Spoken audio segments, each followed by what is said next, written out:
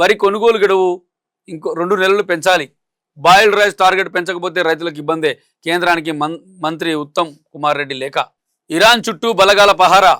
కాల్పుల విరమణ తాత్కాలికమే, ఉల్లంఘిస్తే మునుపెన్నడూ లేని రీతిలో దాడి. ఈ 15 రోజులైతే సీజ్ ఫైర్ ప్రకటించిన విషయం మనకు తెలిసిందే.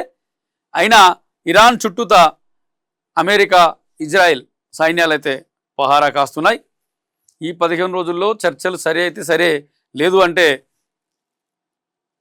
చర్చలు సఫలమైతే సరే, లేదంటే మాత్రం ఎన్నడూ లేని రీతిలో, ఊహించని రీతిలో మేము దాడి చేసి నాశనం చేసేస్తాం ఇరాన్ను అని ట్రంప్ అయితే అంటున్నాడు. ఇక సూపర్ చేజింగ్ నైట్ రైడర్స్ పై లక్నో గెలుపు. క్రికెట్ ప్రియులకు ఐపీఎల్ నడుస్తుంది. దాంట్లో నైట్ రైడర్స్ పై లక్నో గెలిచిందని చెప్పేసి వార్త రావడం జరిగింది.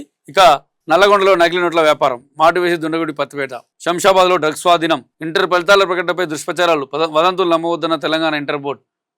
ఇలా కేసీఆర్, అదే ఇంతకుముందు మాట్లాడుకున్నాగా జీవన్ రెడ్డిది, కేసీఆర్తో కలిసి రాష్ట్రం కోసం పనిచేస్తా